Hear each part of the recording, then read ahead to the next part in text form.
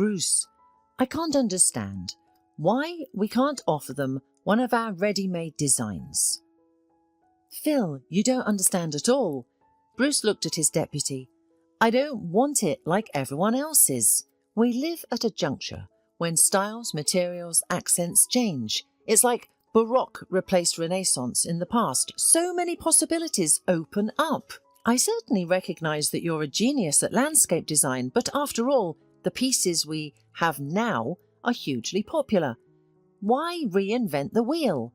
Phil objected. That's the thing. It's like an artist or a musician. I want to create something new.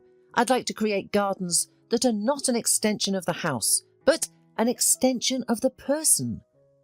Bruce was a very talented landscape designer. Even in college, he was expected to be successful. The guy put forward such bold ideas that it was simply impossible to remain indifferent to them.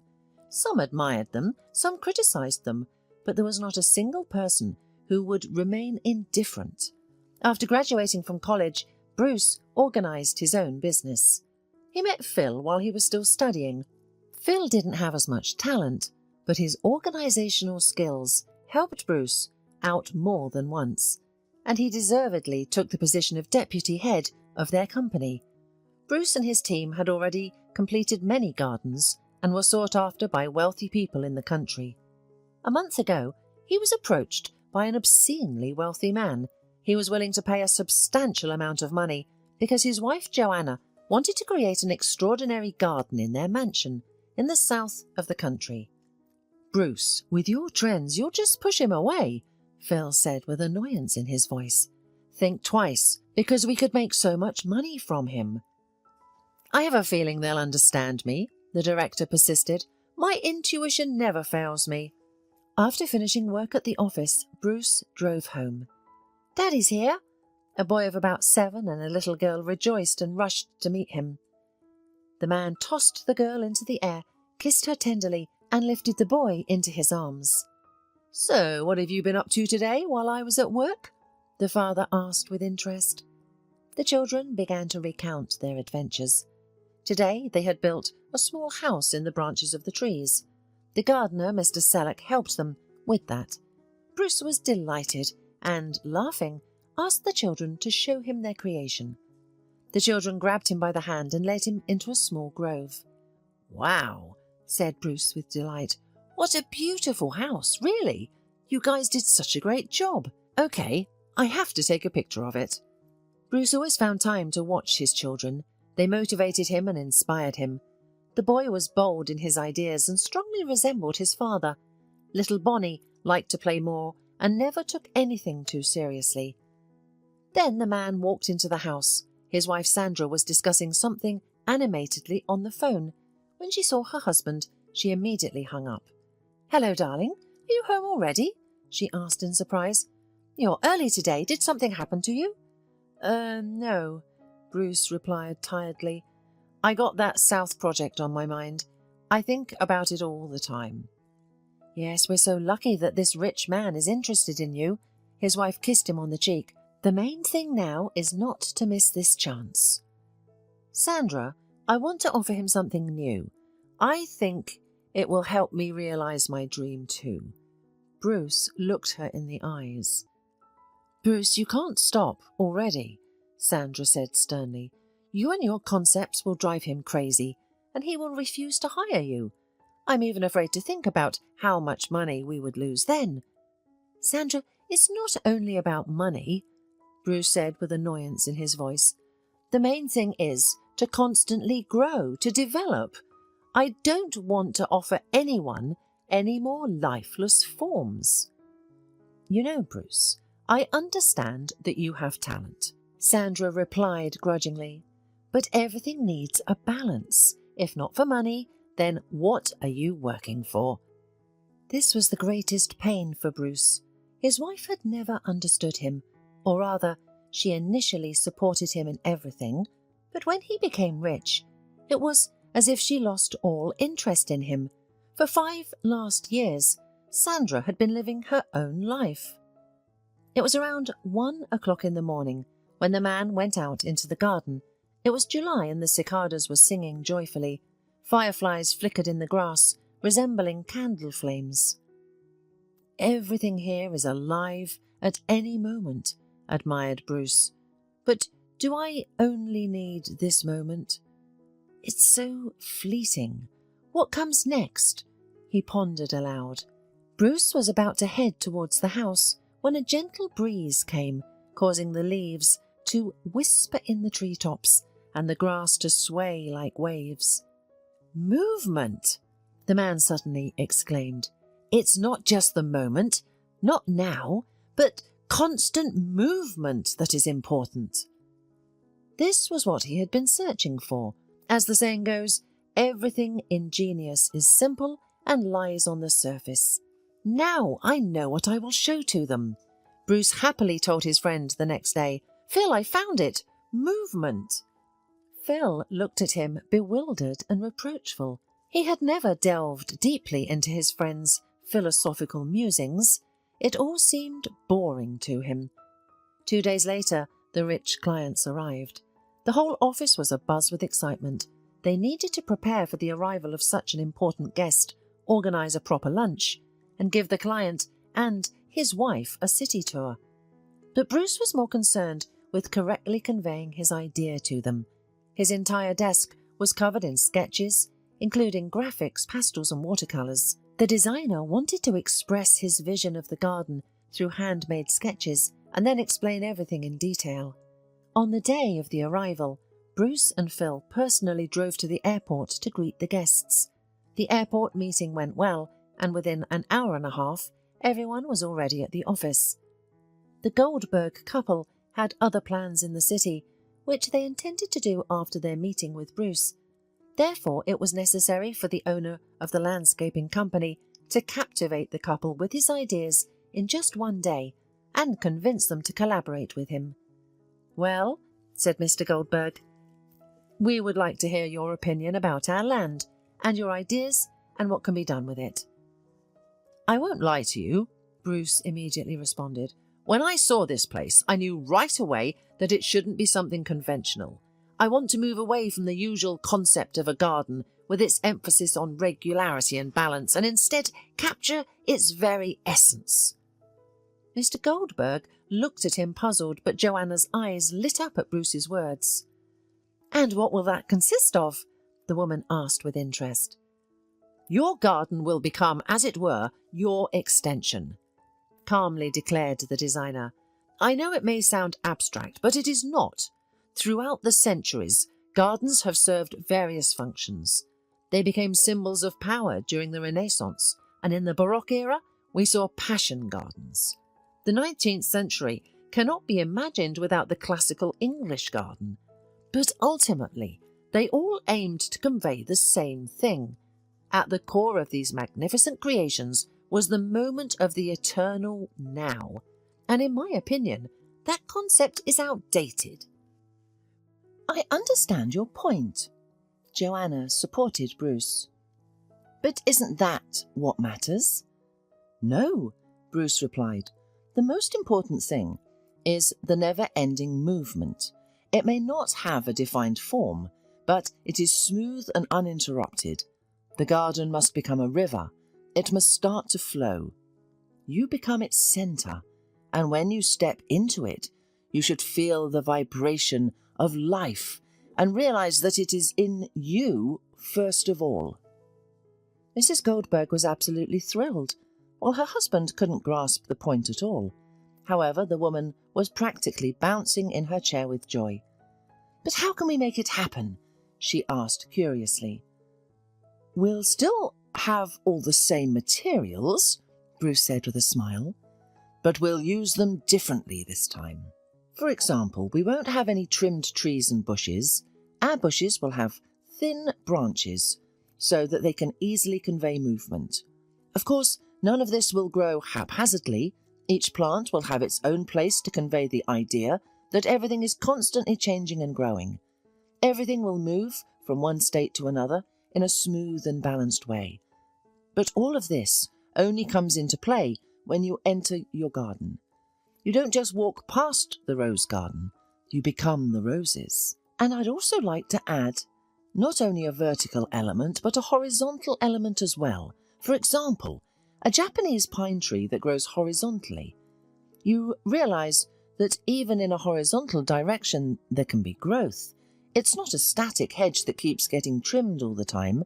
The pine grows the way it wants. You just guide it a little bit. You want to put a pine tree horizontally? Mr. Goldberg asked, incredulous. Yes, and not only that, replied the designer boldly. It could be an alternative to the hedges that are constantly being trimmed. And I'd also like to add a pond. Water is a balance, but as you know, in both Rome and Versailles, a huge pond was the centre of the garden. But here we don't need to demonstrate might and power. We need to reflect your individuality in the smoothness of the lake. You enter your garden. As you walk along the paths, you gradually become one with it. And finally, when you reach the lake, you look into it and realize that you are not separate from your garden, that it is the water and the trees that are you. You know, on the one hand, what you're saying is very similar to Asian gardens, Joanna said. But when I visualized it all, I can say with full confidence that it is something entirely new. You don't just want to go from form to content. It's as if you're blurring the line between the two. I'm sorry, I can't put it into words, what I'm experiencing right now, but I can clearly feel what you're talking about. Bruce, I would very much like to cooperate with you. Mr. Goldberg didn't really understand the whole garden thing, but he relied entirely on his wife in the matter. As the Goldberg couple departed, Bruce sighed happily and opened a bottle of champagne. Well, let's drink to us and our future success. He raised his glass. Here's to a new direction, to innovative ideas. To be honest, as soon as you started philosophizing, I thought we were in for a real failure. Phil grinned. Yes, if it weren't for his wife, he would certainly disagree with me, Bruce sighed. And they'd find some modern designer to offer the old ones under a new source. A week later, Bruce and the other two designers travelled to Mr. Goldberg's mansion. It was an old ranch, and after buying it, Mr. Goldberg didn't know what to do with it. That's why Joanna suggested a huge garden on 10 acres. The woman realised that it would support her husband's reputation and raise his ratings in his future political career. Paul, Joanna said, our garden can become a real gem here. Among the preserves and forests, we'll create something wholly new, a Paul Goldberg garden. For almost 2 weeks, Bruce and his team did the work. They found all the necessary maps, checked the soil and groundwater, studied the local climate and the peculiarities of the season. They studied the local plants and recorded their species. All of this could be called more of a scientific expedition. Bruce understood the responsibility. It involved millions of dollars, so it was necessary to take into account everything so that the project was carried out as he conceived it. One evening, Bruce received a call from his wife. The children missed their father very much and wanted to talk to him. Well, how are you? Sandra asked, taking the phone after the children. How are you doing there? You know, Sandra, there is a lot of work, replied her husband. It's a very long-term contract. We're talking about 3 years and a lot of money. That's good, the woman replied cheerfully. Maybe we'll move there too. If you make good money on this project, we could buy a bigger house there. It's so warm there, not like here. We'll see, dear, sighed the tired husband. After 5 minutes of talking, he walked out of the house and looked towards the mountains. The surroundings were beautiful, with the sun almost setting and coloured shadows spreading across the plain. I thought that when I got this project I'd be happy, Bruce thought, but here I miss my beloved woman and children so much. Sandra hasn't shown any interest in me for a long time. I just live with her for the sake of the children. How much longer will it be enough? Bruce realised that if it weren't for his work, in which he was completely immersed, he would no longer be able to ignore the way his wife treated him. When he met Sandra, he thought he had found everlasting happiness. But as soon as he had more money, she changed. She developed an inflated sense of dignity and gradually grew colder towards Bruce. After the birth of their daughter, Sandra rarely looked in his direction with love again. Meanwhile, his wife was having a conversation with another man. "I'm so afraid that idiot won't lose such a project," Sandra said angrily into the receiver. "Don't worry so much," the male voice laughed. "The main thing is that now we can be together for a couple of weeks. Well, come to my place, I'm waiting for you." "I'll be there in an hour," said Bruce's wife to her lover coquettishly. "How I've missed you all this time. I'm so sick of all this." "Sandra, my love, just bear a little more. Everything will be fine soon." Sandra put on a beautiful dress, let her hair down, applied some foundation on her face, and painted her eyelashes. She looked gorgeous. Before leaving, the woman looked into the children's room, where her children were playing with the nanny. She kissed them and assured them she would be back soon. Then she got into her car and left. Sandra had been having an affair for many years. She had long wanted to divorce Bruce, but on one hand, she was afraid of losing everything she had. On the other hand, she was waiting for the right opportunity to tell Bruce everything. There was another important circumstance that prevented Sandra from divorcing her husband.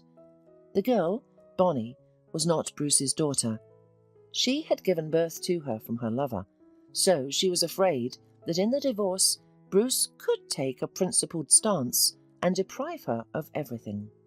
The car pulled up to a multi-story house, and in 10 minutes she was already opening the lover's apartment with her key.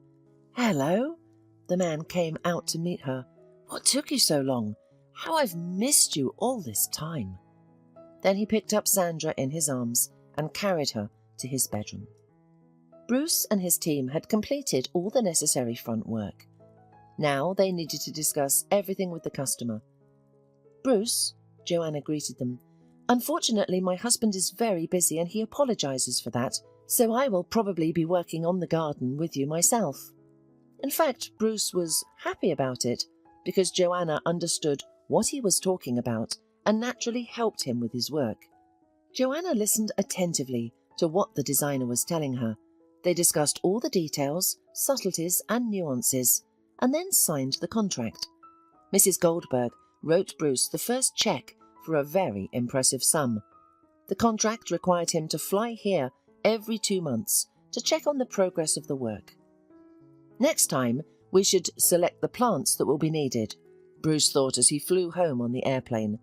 "I've already found recumbent pines, so I'll need to look for some more flowering trees." The children greeted their father happily. The girl didn't leave his side that day, and the son talked non-stop about what they had been doing all the time without their father. Sandra was also quite delighted with her husband's fees, but when Bruce was left alone with her in the evening, she again kept aloof and cold. "Sandra, don't you have any feelings for me?" he asked, his voice filled with vexation. His wife didn't answer him, and, citing a headache, went to her room. Fall quickly flew by, and the new year was approaching. The project was progressing well. Joanna enjoyed everything about it, feeling that Bruce understood her on a deeper level. However, they both knew they had to remain realistic and accept that not everything they planned would be possible.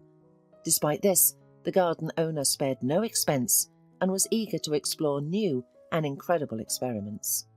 As New Year's Eve approached, Phil asked Bruce, "So, when are you leaving next time? Things seem to be going well." "Yes," Bruce smiled. "Joanna is truly passionate about her garden. She is determined to see it come to life. Not only is she willing to invest money, but she is also patient." "I never thought these wealthy people would go for it," Phil said arrogantly. "They're usually very cautious and hesitant to spend any extra money. But here we have such generosity. Why don't we sell her something else, since she's already so loyal?" "Phil, what are you talking about?" Bruce replied in shock. "She is already paying us more than we need." "Well, if I were you, I wouldn't miss the opportunity." Phil winked at Bruce. "In our company, we have always worked and will continue to work honestly," Bruce stated firmly. we will never deceive our clients." Phil left Bruce's office unhappily, while Bruce glanced at his watch and hurried off to an important meeting. Along the way, he stopped at a flower store. He took a deep breath, enjoying the fragrance of white roses, and thought, her favourites, a symbol of our love and the approaching new year. No, a symbol of new beginnings. We will start anew. Meanwhile, Phil also went to a meeting, but it was with his lover. He greeted her warmly in a small cafe on the outskirts of town. "Hello, Sandra. How glad I am to see you." A few years after Bruce married her, Sandra began a passionate affair with Phil.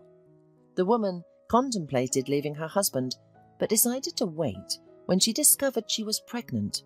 She was also afraid of losing her promising husband. As for Phil, it was all a game and a form of revenge. Back in college, he had been jealous of Bruce's talents. Phil, on the other hand, was just an ordinary guy who didn't excel academically. However, when Bruce mentioned his plans to start his own company in their final year, Phil started to befriend him.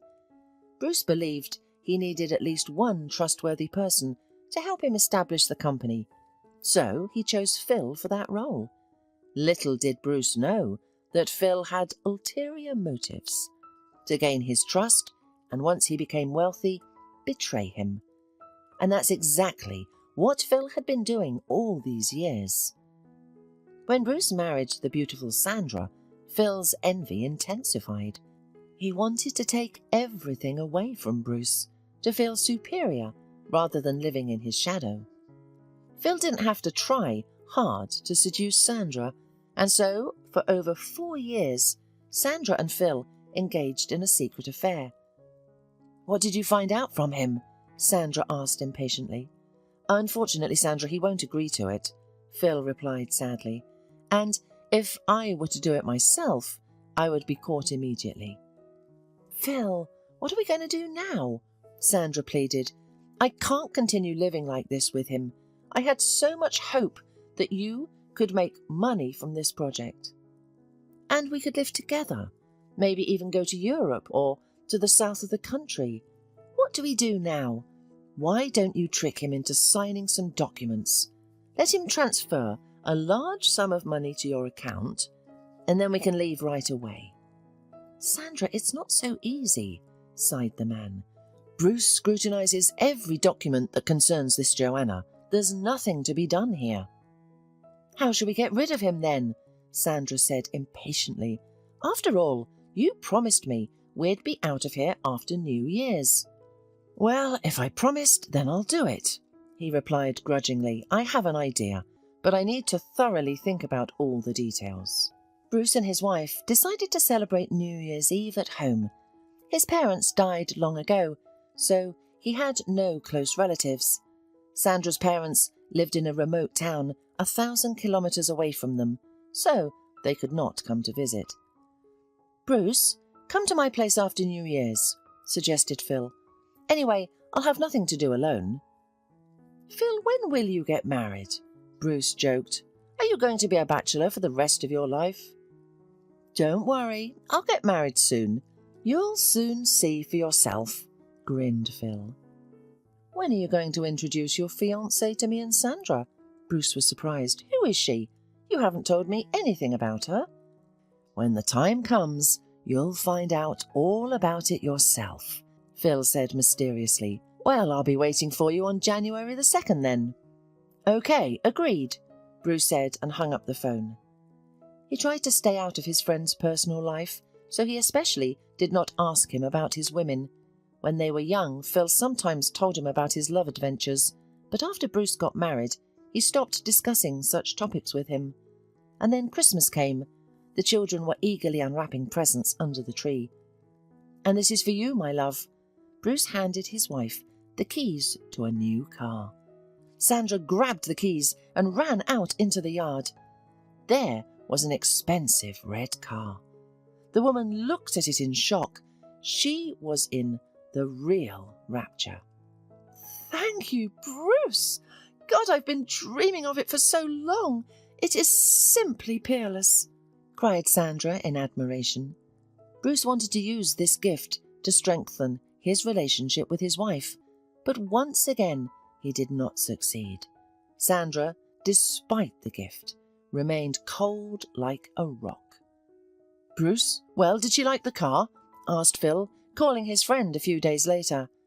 "Yes, very much," replied Bruce. "She was dancing with happiness in front of it." "Well, I told you this would be the best present for her," laughed Phil. "Good thing you listened to me." "Yes," his friend answered him without much cheer. "The main thing is that she liked it." "Oh, by the way, you can come a day early. We'll spend an evening together, discuss plans for the next year, and you'll just have a break from your wife and children. And Sandra will come with the kids the next day," Phil suggested.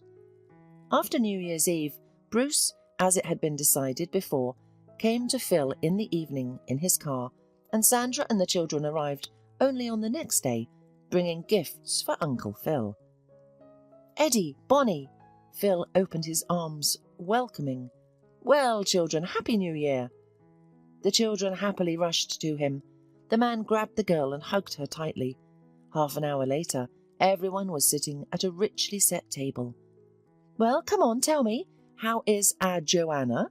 Phil asked after dinner. "Did you wish her a Happy New Year?" "Yes, I've called her," Bruce answered. "We exchanged pleasantries. She assured me once again that she would not part with us until we finish her garden." "Well, that's good," Phil laughed. "Yes, if everything goes according to plan, it will truly be a magical garden." Bruce sighed dreamily. "I have calculated every little detail in the project. I have a growth process scheduled for each tree, but that's only in the first few years, after which the garden will begin to live its own life. I can't even describe how I feel when I visualize it in my head."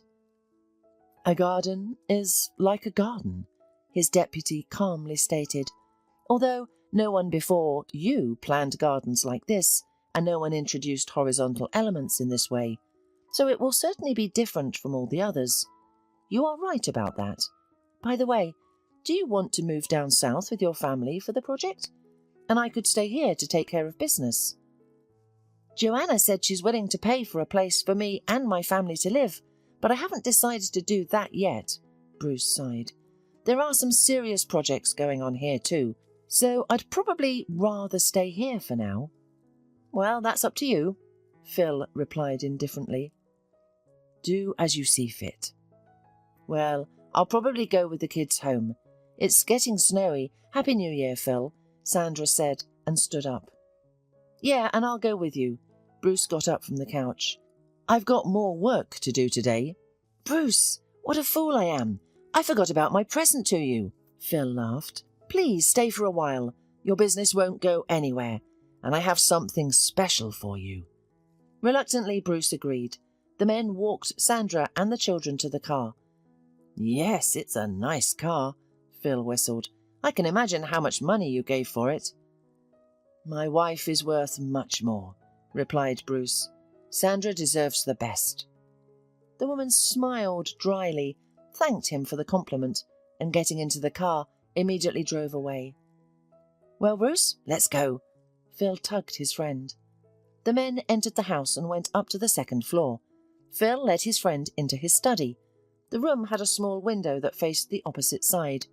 They talked about life for about half an hour, when Phil suddenly stood up and took out a book from the bedside table. Bruce took it carefully. "Wow," he said excitedly. "The book of André Le Notre. That's the gardener of the Sun King, Louis XVI.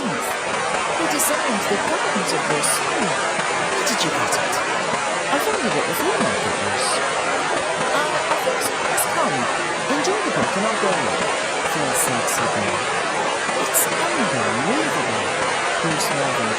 "This is the foundation of the whole landscape design." The man looked at the diagrams and sketches with pleasure. Although the book was written in French, the language of the drawings was universal. "These are his edges." Bruce ran his finger over the drawings. "Yes, the French were still the trendsetters of landscape fiction. More reckless than the English," so we got ahead of the curve. How many germs have we? The designer could not take his eyes off the book. He did not even notice Phil's absence. "Oh, here I am," said Phil, panting. "Do you like the book? This is my New Year gift to you." "Phil, you shouldn't," Bruce refused. "It's such a rarity. You can't buy such a book anywhere now." "My dear friend, take it from the bottom of my heart." Phil patted Bruce on the shoulder. "But what about something to drink?" "Phil, thank you very much. But I have to go already," Bruce said, impressed by the gift. "And they promised heavy snow today, and it's already icy outside." "All right," Phil agreed. "Then I'll see you in a week. I hope you'll get some rest before then."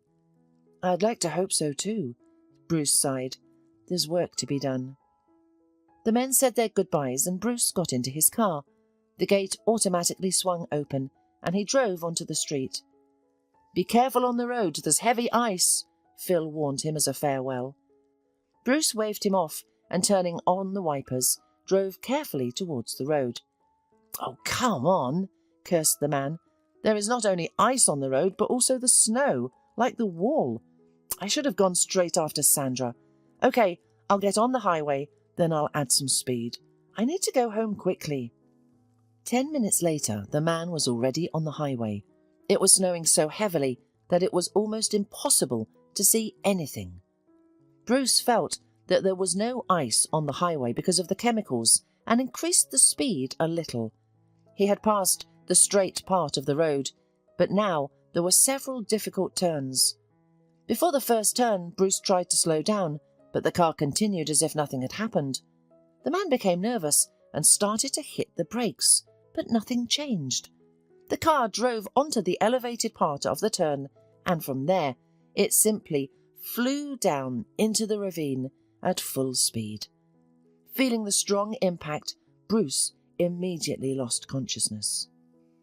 He didn't know how long he was unconscious, but at some point he heard a voice above him. He came to his senses. When Bruce managed to open his eyes, everything in front of him was blurry. After a few minutes, his vision began to focus, and he noticed the drip. He couldn't move, and his head wouldn't turn either. "You're here for a long time," the doctor told him. "I'm sorry, but we can't provide any prognosis. You'll live, but the question is, how?" "What happened to me?" Bruce tried to ask. "I remember my car flipping over." "Unfortunately, there were many accidents that day," the doctor sighed. "You weren't the only unlucky one. Several people lost their lives due to the ice." "My brakes didn't work," Bruce tried to explain. "That's why I lost control of the car." "Because of the icy conditions," the doctor clarified. "The car can't brake on a surface like that." Bruce wanted to say more, but he remained silent helplessly. He needed to conserve his strength. He remembered Sandra visiting him a few times, but he couldn't speak at the time. Finally, the day came when Bruce could talk to her. "Hi, Bruce," Sandra said seriously and slightly cold. "You've frightened us all. Phil also wanted to come to see you, but no one else is allowed yet except for me." "How are the children?" the man asked quietly. "I wish I could hug them, Sandra. I miss them so much." "They're doing well," replied his wife. "They miss you too. I'm sorry, but I'm afraid to bring them in just yet." "I understand," said her husband. "How about work? Has anyone informed Joanna that I'm currently in the hospital? I'll be out soon and can continue working." "Bruce," Sandra said cautiously, "you need to know that your career is over. You won't be able to walk again." Bruce stared at her in shock. After a moment, tears spilled from his eyes. How could this have happened? He couldn't calm down. "My God, is it really true?" "Yes," the woman replied briefly. "Your spine is seriously damaged." A few days later, Phil also came to see Bruce. He was greatly concerned. "Bruce, I'm sorry, it's all my fault," he wept. "I insisted that you stay with me longer." "Phil, what's it got to do with you?" Bruce replied sharply. "Did you ice the road and pile up snow?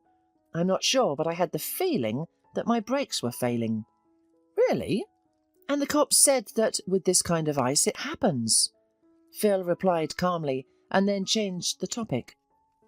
Bruce, I had to take over Joanna's project. She called us many times and asked us to resume work. In the end, she asked me to take charge of the project. She wants you to be in charge of the project now? Bruce whispered in shock. But what about me? What am I supposed to do now? I don't know, friend. Heal, smiled Phil. Maybe you'll be able to get up. Then you'll get back to your business. Would you mind signing some papers? Only now it came to Bruce that he could no longer work. He sobbed quietly. Phil gave him water and held out a pen. Bruce signed all the documents without complaint. If you want to sell your business, I'll buy it from you. Phil said goodbye. Bruce, you'll need a lot of money for treatment. After Phil left, Bruce fell into a deep depression. He did not want to see anyone. 3 months later, he was discharged and brought home in a wheelchair, and the only ones who were still happy to see him were his children. Bruce, I can't go on like this, sobbed Sandra a week later. How are we going to live like this? You have no job, and soon we'll run out of money. I'm sorry I didn't want to tell you, but your company is bankrupt. Bankrupt? How could it be? It's only June now. It's not like I've been absent for years, Bruce said in horror. Phil didn't tell me anything about this. He just didn't want to upset you, Sandra sighed. They were all focused on the Joanna project, so there was no one to do the rest of the business. You were out of time on 2 big projects, and the customers are asking for a refund and moral damages. Phil will come today and tell you everything himself. In the evening, Phil came into Bruce's bedroom with a sad face. It was obvious that things were really going badly. Phil, what's going on? Bruce shouted in anger. Have you ruined our firm? Bruce, calm down, said his deputy calmly. I will pay you 20% of the cost of your company. I'm sorry, but with company debts like that, I can't offer you more. As for Joanna, she's willing to work with me. All right, Bruce replied coldly. But on what grounds do you use my project to work with Joanna? That's not just copyright infringement, Phil. That's theft. Phil stood up calmly and took a folder out of his briefcase and held it out to Bruce. Bruce, I'm sorry, but Joanna changed her mind, he said. When you went into the hospital, she asked me to change the project because her husband and she changed her mind. But how? We'd already done so much work to change the landscape. Bruce couldn't believe it. With their money, they can do anything, Phil sighed. Today they're digging holes and removing soil, and tomorrow they're building hills. Bruce burst into tears. I've lost everything. That's why I want to help you, friend, Phil hugged him. I offer you a good sum of money to buy out your company. Bruce agreed and signed all the documents the next day. Another week later, his wife came into his room. Bruce, I'm sorry, but we're leaving, she said calmly. You're a grown man and you realize that I need to feed my children. But I have enough money for 5 to 7 years. The man begged her to stay. Sandra, I can't live without the children. I beg you, stay. Bruce, you are an egotist, shouted Sandra. At least think about our children. You already have someone? Bruce's eyes filled with blood. I'm asking you, answer me. Did you really think I was going to sit here for the rest of my life rotting away with you? Look at you. You mean when I wasn't disabled and had money, everything suited you? Bruce shouted angrily. Get out of here! You're just a corrupt wretch. From that day on, it was as if something had broken in Bruce. He turned into a creepy, grumbling creature. The man constantly yelled at the workers of the house. Those who had worked for him for a long time simply did not understand what was happening to him. I hate it, shouted the owner late at night in his bed. I hate everyone. God, if you had a single drop of pity for me. I beg you, stop all this. But it was as if the heavens did not hear him, and every day the pain grew worse. Bruce didn't know how to deal with it and poured all his anger onto the remnants of his staff. "What is this?" He looked angrily at the cook. "I'm not eating this. Do you think that just because I'm disabled, I've become a pig?" He shouted at the top of his voice. He angrily threw the plate from the table to the floor and went in his wheelchair to his study. He began to dump all his documents, projects, and books on the floor with hatred. "I hate all of you. I hate this house. I hate myself," he shouted in rage. More than once, Bruce thought of doing something bad to himself, but there was a rod inside him that wouldn't let him bend. The pain was so unbearable that he thought he was going mad. So about a month passed, and people who worked for him were gradually dismissed. Only one gardener remained. "Bruce," the elderly man stroked his master's head. "You are a kind guy. There is no evil inside you. Accept what has happened, and life will surely show you the way out. You, like any genius, are a hypersensitive person. But if you look at things differently, everything will change." Terry packed her bag with trembling hands. How many times the woman had imagined that the day would come, one day, and the prison gates would open in front of her, and she would finally be free.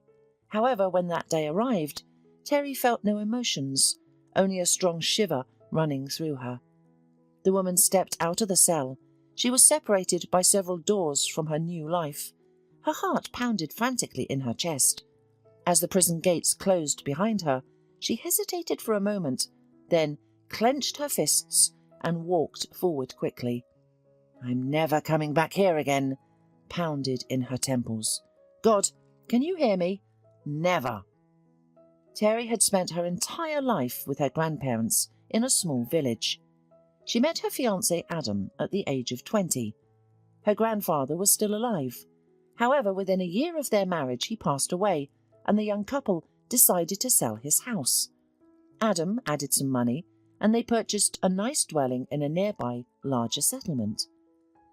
The first 2 years, Terry and Adam lived well, but over time, Adam began to drink and go out. Soon after, he found himself in an unpleasant situation where he was framed and demanded a large sum of money. Both Adam and Terry started thinking about how they could escape from this situation. Adam borrowed a large sum of money from several friends, and they decided to go to the capital to earn money to pay off the debt as soon as possible. Terry and her husband found jobs at a large warehouse and worked together for almost a year. They managed to pay off part of their debt, and then Adam said that he was offered a job in their town, and soon he left, and Terry continued working as a packer in the warehouse. After another 6 months, the couple finally paid off all their debts, and Terry was ready to return home. However, one day, her neighbour revealed a shocking truth to her. "Terry, I apologise for meddling in your business, but your husband has been living with Kelly for a long time, and she is pregnant with his child." Terry felt as if she had been hit with boiling water. Her heart raced as she called her husband. "Terry, you're a grown woman," Adam calmly replied. "I no longer want to live with you. I have a new family now. Leave me alone." "So, you used me to buy a house and pay off our debts, and now you want to abandon me?" Terry scolded. "Then give me back all the money I earned." "What money?" Her husband cynically laughed. "Did I ever force you to do anything?" It didn't take long for Terry to find out that Adam never had any debts. He had simply invented this story to take ownership of all the money she had earned. Thinking over her situation, Terry decided to stay in the city for the moment and earn money for a lawyer to sue for division of property. She continued to work in the warehouse, but there was a strange employee named Dermot who made her uncomfortable. He would look at Terry with a sneaky and unsettling gaze. She became afraid of him. At first, Terry tried to ignore him, but she soon realised that he was constantly following her. What does he want from me? She thought. Just his presence fills me with fear. One day, Terry worked the night shift at the place with Dermot. The girl's mood immediately soured. It was already about 3 o'clock when she went out to the toilet. Suddenly she heard someone coming. It was Dermot. Terry herself did not know how she got away from him. The restroom was on the other side of the workplace. She needed to reach the central part, then go down to the first floor through an open staircase, and finally run down the corridor to be among people. Terry rushed forward with all her might, but on the stairs Dermot caught her. The girl screamed loudly. The man grabbed Terry and tried to drag her upstairs, but she somehow twisted and pushed him with all her strength. He couldn't hold on and fell down. The distance to the first floor was short. He probably wouldn't have been hurt so badly if there hadn't been a platform with prongs at the bottom. Unfortunately, Dermot ran into one of them. The court considered that Terry defended herself, but since the man died, she was given a sentence. The girl's investigator directly told her that if she paid him money, she would not be put in jail. "Adam, I beg you, pay me a share of our house," Terry pleaded with her ex-husband. "I could go to jail." "Terry, what share are you talking about?" he asked, annoyed. "Each of us has been living our own lives for a long time. What you did there is none of my business. Don't call me again." So, Terry ended up in jail. After serving her sentence, she went to the Department for Social Protection and Rehabilitation of Prisoners. "A room in the dormitory and a place at the factory. That's all we can offer you," the employee said sternly. Terry nodded sadly and wandered to the specified address. It was April, and it was still cold. The woman wrapped herself in her old jacket and cried. "It is so unfair. First I had been working for my husband like a slave. Then I went to jail for nothing. Did I want to hurt him?" she thought. "But if he had gotten his way, he might have gone to jail. Everyone would have pretended it was no big deal. In their opinion, I should have just let him do whatever he wanted to me and kept quiet." Finally, Terry sighed and opened the door to her room, and the rest of the evening Terry cleaned it. Finally, she took a shower and went to bed. But in the middle of the night, she was awakened by some noise. The neighbours on the floors were cheerfully celebrating something. They didn't care about anyone, screaming at the top of their lungs. "Welcome to freedom," Terry muttered, wrapped herself in a blanket and tried to sleep. The dormitory was a troubled place. No one kept track of what was going on there, or who was bringing others to their rooms. "God, as soon as I earn some money, I'll get an apartment," Terry dreamed.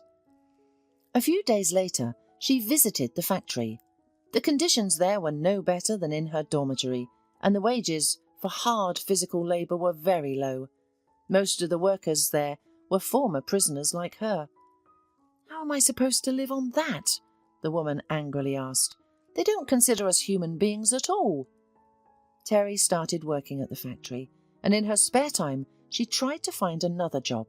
She made calls, but because of her criminal record, no one wanted to hire her.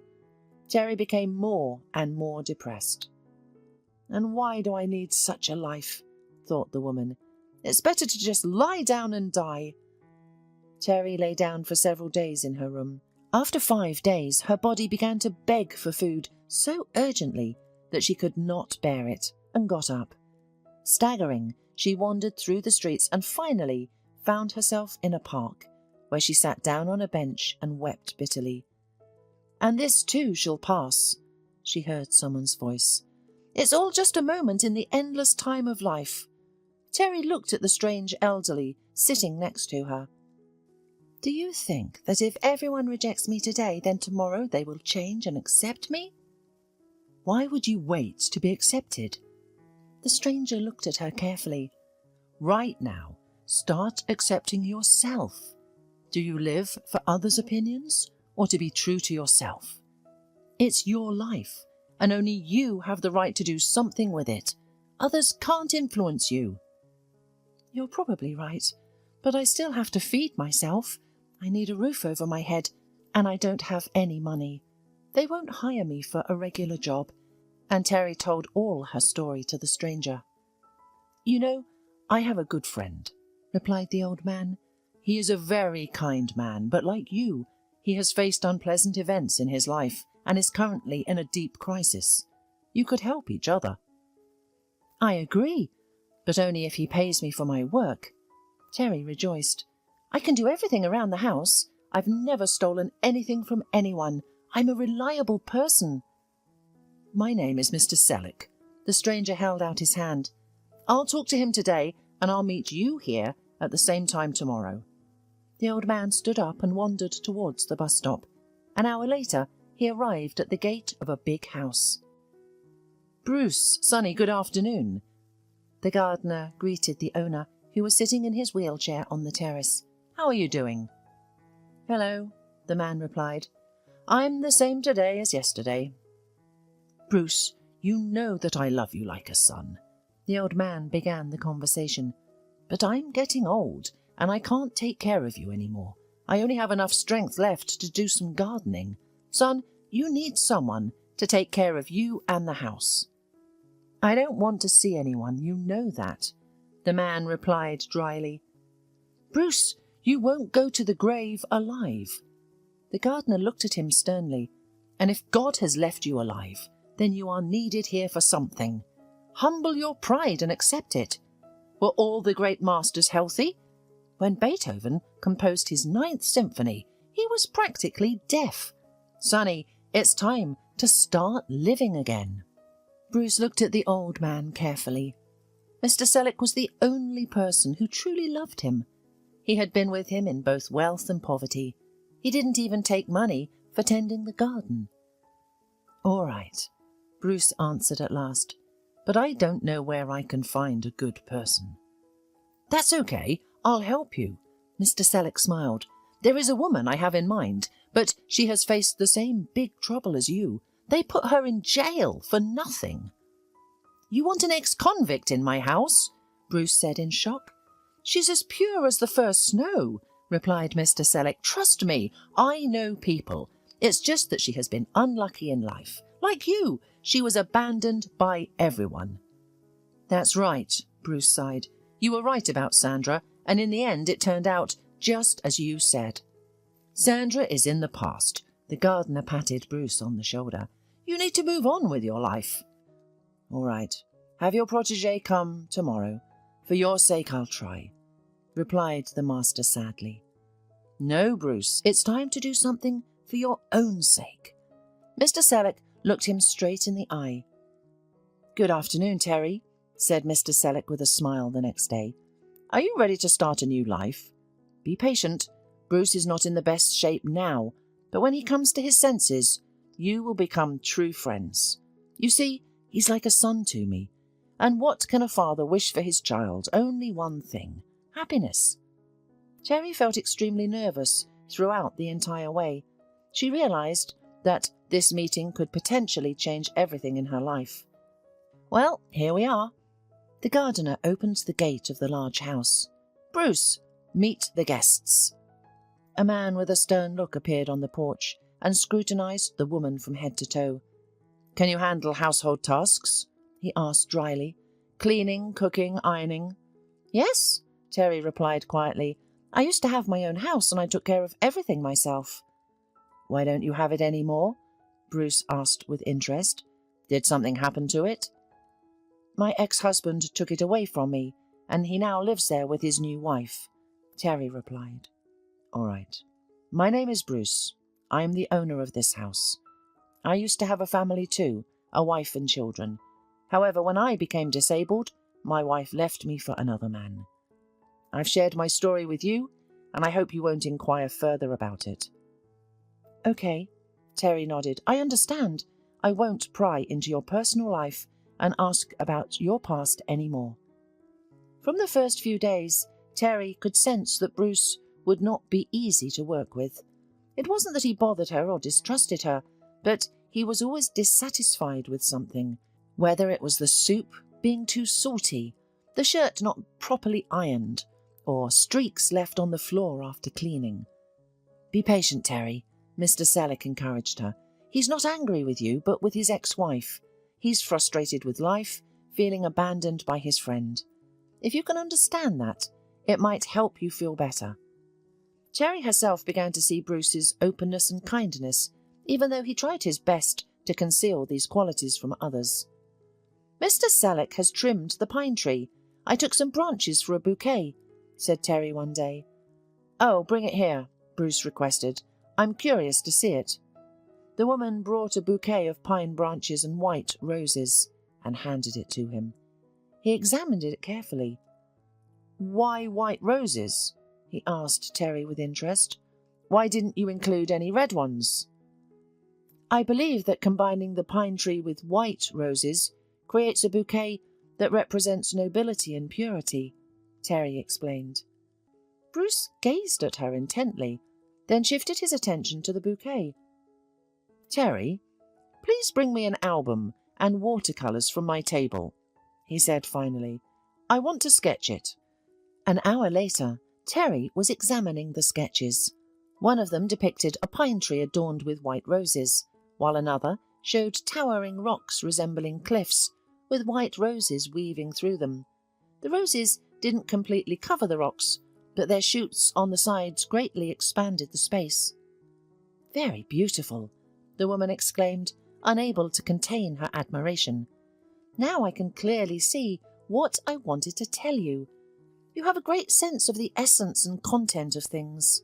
Bruce initially smiled, but then, as if suddenly awakening, he angrily snatched his drawings from Terry's hands and tore them up.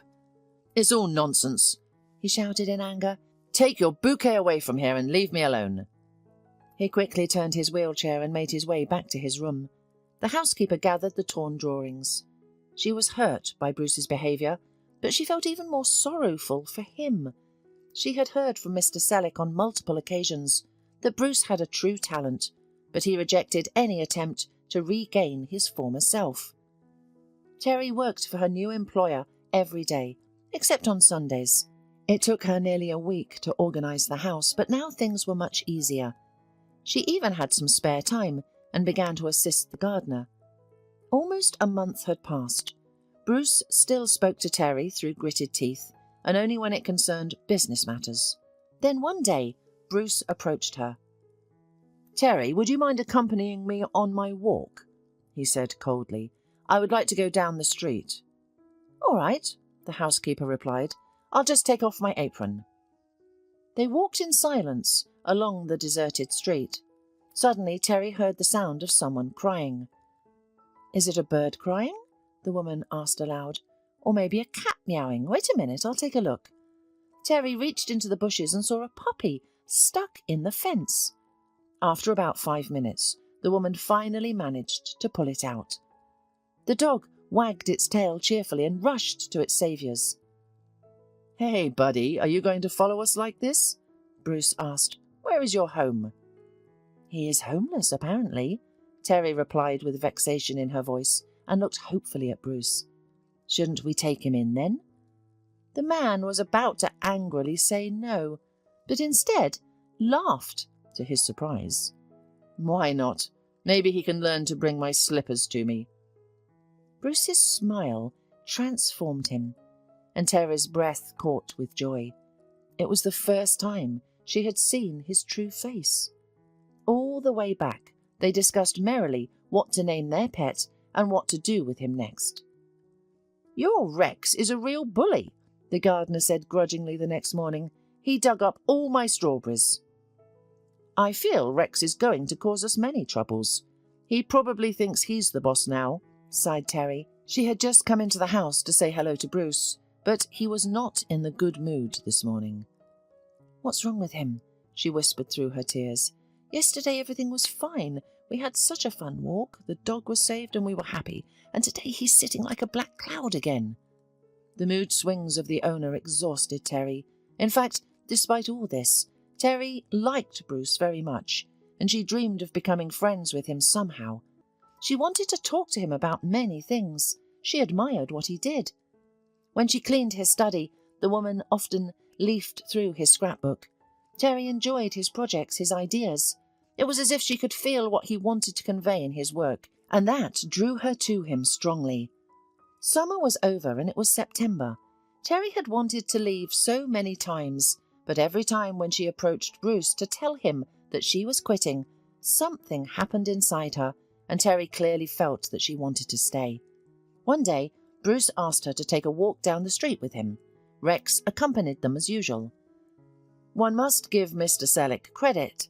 He had raised a noble dog out of this ill-mannered puppy. Rex not only grew up, but he also obeyed all commands and was always by his master's side. "Well, Rex, today you're taking us for a walk," Bruce said and petted his pet. The dog looked him straight in the eyes, then barked and turned towards an abandoned garden. There were pears and apples hanging from the old trees. "Wow, it's tasty." Terry took a bite of an apple. "I'll make us some compote." Bruce looked at the woman, his eyes filled with tenderness. Terry stood opposite him and smiled. She caught his gaze and let her eyes droop with embarrassment. They returned home in silence. Each of them was thinking about something different and did not want to disturb the other. Terry helped her master into his study. On the table she saw some sketches. The woman came closer and examined them with interest. "Bruce," she cautiously said, "you are excellent at this." The man stopped smiling and grabbing his drawings out of her hands, threw them onto the table. "Why do you do that?" Terry couldn't stand it. "Will you stop feeling sorry for yourself at last and take up your work? How much beauty you can bring into the world, how many people you can make happy." "What do you know about me?" the man shouted in fury. "What makes you think I feel sorry for myself? And anyway, I don't need a housekeeper anymore. Get out of here!" "Bruce, why are you doing this?" cried the woman. "I wish you nothing but good things."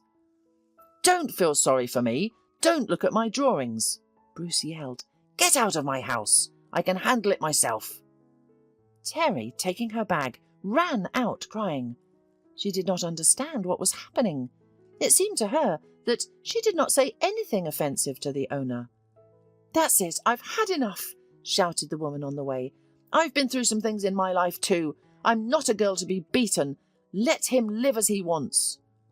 Bruce, at that time, took out all the sketches he had recently drawn, threw them into a fireplace and lit them. Laughing hysterically, the man opened a bottle of wine and went to the living room. "Don't you feel sorry for me?" he shouted at the top of his voice. "She thinks I have talent. You all talk like that at first. You all bow down before me, and then when you've taken all you want, you just give up. Where's Sandra? Where are my kids? Where's Phil? Where are my new employees? Where's Joanna? There's no one near me now." The man emptied the entire bottle and fell asleep on the couch. He woke up to a loud noise. Something fell on the floor. Bruce opened his eyes and was horrified to see his house bursting into red flames. There was nothing to breathe in the living room. The man moved into his wheelchair and wanted to leave the house, but a board fell from the ceiling and blocked his way. The wheelchair overturned and Bruce fell. As soon as Rex smelled that something was happening in the house, he jumped up with all his might and flew over the fence. The dog rushed forward at full speed. When Terry heard something familiar barking under her window, she looked out the window and was frightened. Rex was howling like a madman and wouldn't stop. Terry quickly ran outside and asked the neighbour to get her a ride. In 5 minutes they were already at the scene. Bruce's house was on fire. Terry immediately called the fire department. Rex kept tearing into the house and Terry, opening the door, followed him. Finally, the dog barked and Terry saw Bruce on the floor unconscious. She pulled him outside and then brought cold water and splashed Bruce's face.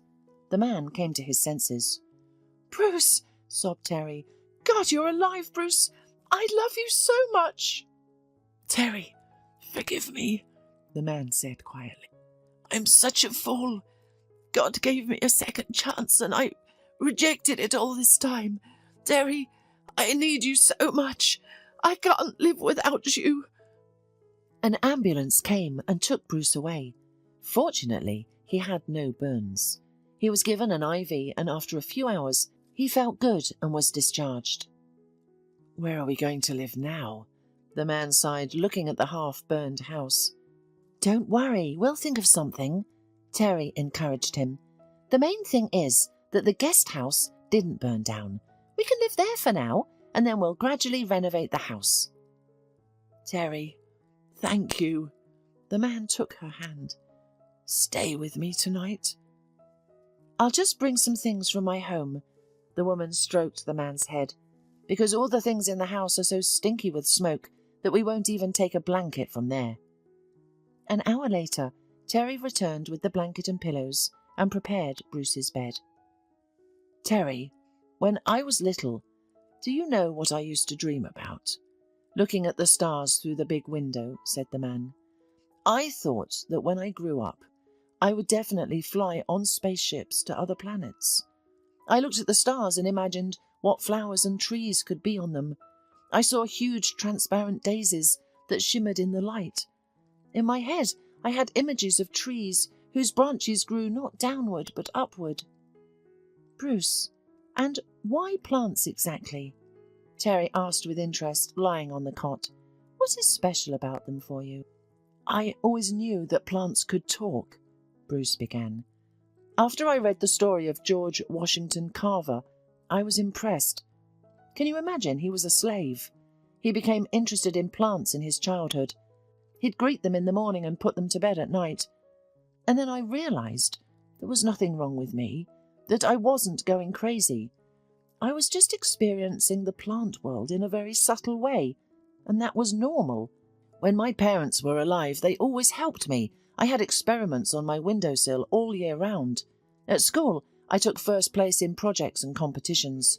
Gradually, I started to draw. I'm self-taught, but in high school, I felt that I didn't want to study plants as much as I wanted to use them.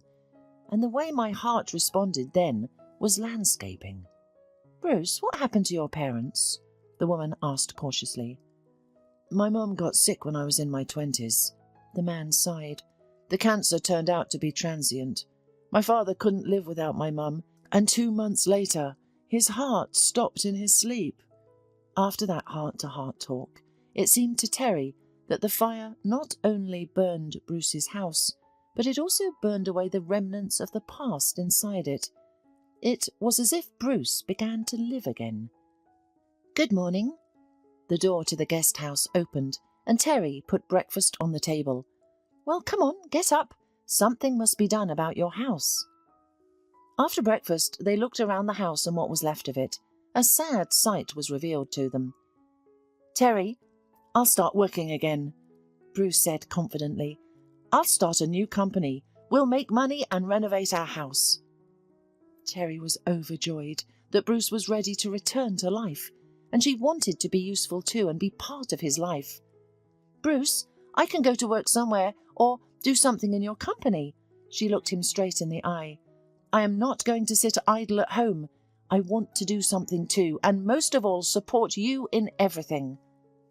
Bruce realized that he had met not only a good person, but also a reliable friend and a conscientious partner, and the best woman in the world. All day long they put things in order and cleared the garbage. Suddenly the phone rang. "Bruce," said the woman, and Bruce caught his breath. It seemed like an eternity to him when someone spoke again. "Bruce, I finally got through to you. Why haven't you been letting me talk to you all this time?" Joanna asked reproachfully. "I asked Phil so many times to talk to you, but he always told me that you insisted that all business should be conducted through him. I've been looking for your phone number for a long time, and only thanks to my husband's connections, I finally managed to find it." "Joanna, I'm sorry, but I didn't know anything," Bruce said in shock. "Phil didn't tell me anything. After he bought out my company, I never saw him again." "I don't understand. According to Phil, you've been supervising our project through him all this time. He told me what happened to you. I'm so sorry, Bruce.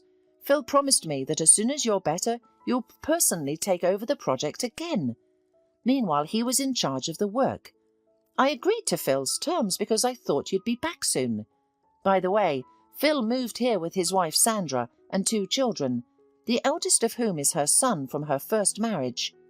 Bruce, Phil has been in charge of the project for over 9 months now, and everything has failed. He doesn't understand anything. A week ago I had to kick him out. He kept asking for more money than the contract, and he did it on your behalf. Bruce, is he true? But even with the extra payments, Phil blew it.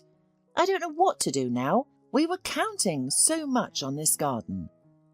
After talking to Joanna, Bruce couldn't come to his senses for a long time. Terry, the two of them set it all up, Bruce said in horror. God, so I had an accident not because it was icy, but because Phil had done something to the brakes of my car. When he gave me the book, I started to study it. He went somewhere. He was gone for a long time. Terry, they both wanted to kill me. All these years, Sandra cheated on me with him, and according to Joanna, Bonnie is not my daughter but Phil's. The next day, Bruce called Joanna back, said that he agreed to go back to work. 2 weeks later, Bruce and Terry flew to the other side of the country. Rex really wanted to go with them, but it was decided to leave him with Mr. Selleck for a while. Rex, live with Mr. Selleck for a year for now. Bruce stroked the dog. We will definitely come and get you. I wouldn't be surprised if by the time we get back, Mr. Selleck will have taught you how to read newspapers. Of course, laughed the old man. Anything can be. The main thing is that Rex is a well-mannered dog now. He won't be a problem. Don't worry about him, and we'll look after the house together.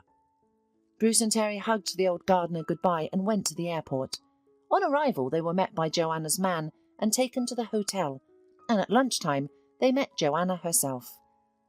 Bruce, Joanna hugged him. How glad I am to see you. Don't worry about that. She pointed to the wheelchair. I have already arranged for you to see a doctor. That same day, they went to the mansion. Bruce looked around in horror. My God, what has Phil done here? He whispered. A real mediocrity. How did I never realize it before? Bruce, I know you're a genius, Joanna said, looking into his eyes. I trust you completely. Do as you feel. Joanna, I have some new ideas, the man replied. I'll tell you about them later. A time of hard work began. Besides constantly travelling to the site, meeting with contractors and going to the plant nurseries, Bruce also attended a rehabilitation course. Through her channels, Joanna asked a famous doctor to supervise Bruce's spinal rehabilitation. Terry accompanied him everywhere. She was his personal secretary, manager, housekeeper, and most important critic. Terry, how do you like this combination? Asked Bruce, showing her a meadow of silvery grasses with a scarlet tree in the middle of it. Bruce, it's beautiful, she replied. But you see, it's predictable. To some extent even habitual. It seems to me that if the tree was purple or blue, it would have looked less ordinary. A purple tree? The designer scratched his head in wonder. Where on earth am I going to find one? I'll have to think about it, though you're right, some dark blue, purple stain would look interesting here. A year passed, and Bruce began to get up. It was real happiness for him and Terry. They rejoiced like children, and even tried to dance together. Bruce began to walk slowly, always with crutches. There were a few months to go until the project was finished, and everyone was very excited, especially Joanna. Rumours that Paul Goldberg and his wife were building an incredible garden had been flying around for quite some time. Joanna was keeping the whole beau monde in suspense with her idea. Bruce was worried sick. He practically did not sleep for the last month. He and Terry were constantly in the garden, checking all the details. Finally, everything was finished. In a few days there was to be an official opening of the garden, but Joanna and Paul wanted to see the miracle for themselves. Bruce and Terry had specifically refused to accompany them. I don't want to explain anything to you, Bruce explained. Let this be your individual experience. The couple entered the gate labelled Paul Goldberg Garden. They were greeted by a large, well-maintained area with numerous paths leading off in all directions. Oh, exclaimed Paul. Where do we go now? Anywhere you like, laughed Joanna. In this garden, it's all up to you. Well, all right, let's go this way first, suggested her husband, and they turned to the left. They found themselves in a very interesting place. There were plants with large round leaves, some of which could be walked under. One path ran underneath them. Are they tropical plants or something? Paul looked around with interest. Oh, look at those flowers! The garden was divided into different areas, each connected to the other. At first it seemed like separate pieces, but as they explored, the picture changed dramatically. "Is that your famous horizontal pine tree?" exclaimed Joanna's husband with joy. "You know, it looks very interesting. If I had seen it separately, it wouldn't have made such an impression on me, but together with its surroundings, it looks simply marvellous." The couple wandered about the garden for an hour and a half, and the further they went, the less they talked. They reached the rocks where the white roses were hanging. This part of the garden looked incredible. Joanna closed her eyes and smelled the subtle fragrance of the roses. Ahead, they saw the surface of a lake and headed towards it. They came across a wooden platform with chairs. Joanna and Paul sat down on them and closed their eyes. It was as if they had completely dissolved in nature. After a while, the wife looked at her husband. Tears were running down his cheeks. The man couldn't stop. He looked at the lake and saw his true self reflected in it. "I never thought I could ever experience something like this. And from a garden," Paul finally said. "Joanna, I now understand what you meant." They walked back in silence. Each of them wanted to prolong their impressions as much as possible. The couple left the garden and approached Bruce, who had been waiting for them all that time. "Bruce, you're a genius," Joanna pronounced through tears. "It turned out even better than in my dreams." "Thank you."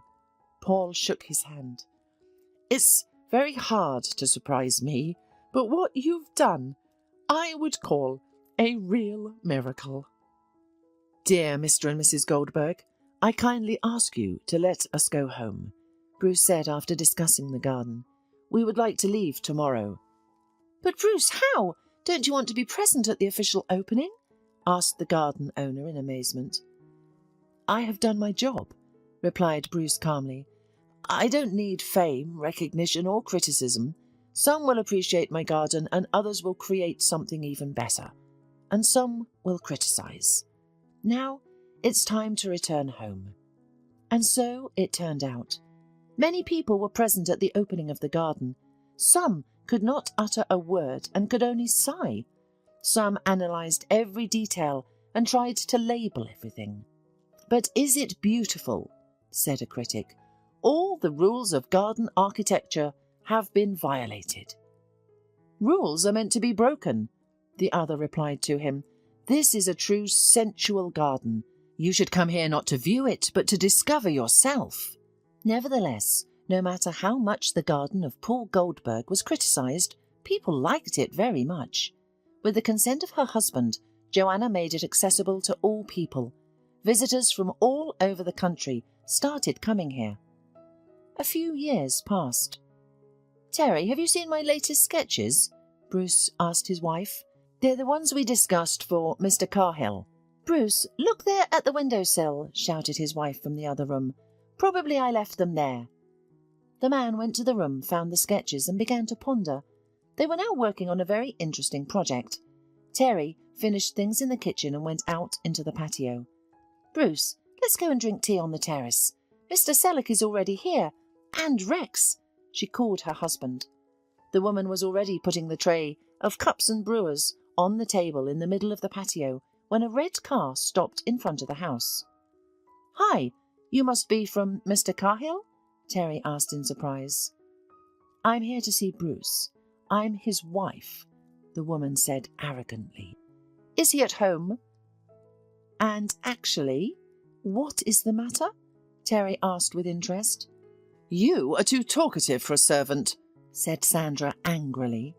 At this moment Bruce came out of the house and was very surprised. "What are you doing here?" he asked in amazement. Bruce, I'm sorry, but you were right, she said playfully. We need to be together, especially if we have children. And you've realised that after 3 years, right? He smiled. I take it Phil dumped you. Phil? Sandra perked up. What's he got to do with it? He has nothing to do with me. Yeah? Well, I heard you left with him for somewhere warmer, Bruce said with a chuckle. Well, that was a mistake. I regret it very much. The woman lowered her eyes. Bruce, I realised that I love only you, and think not only me, but also about our children. Have you forgotten that we have a family? Sandra, meet my wife, Terry, Bruce said calmly. And not only that, but also my friend and business partner. By the way, Caustic has a brother and a sister, and I know that Bonnie is not my daughter. Sandra became pale. General acquaintances had told her that Bruce had recovered and become rich again, but no one had told her that he had married and had children. Over time, Phil got spoiled by money. He openly dated other women, and after a while he cut Sandra's finances. In the end, she was left with practically nothing. Sandra, even though you were always against Eddie coming to me, I am grateful to you at least for the fact that you were not against our communication with my son by phone, Bruce finally said. I will fulfill my paternal duty. I've already opened a bank account in Eddie's name, and every month I transfer a certain amount of money there. Also, I will pay for food, clothes, toys and school supplies.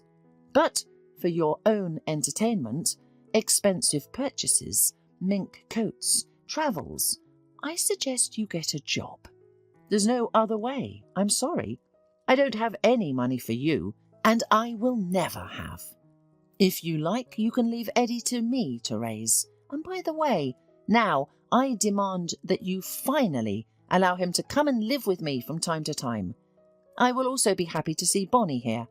I advise you to agree, or I'll take you to court. To hell, you jerk! Sandra wanted to shout at her ex-husband, but quickly came to her senses, realising that now she was completely financially dependent on Bruce. With a heavy sigh, she slowly wandered down the street, away.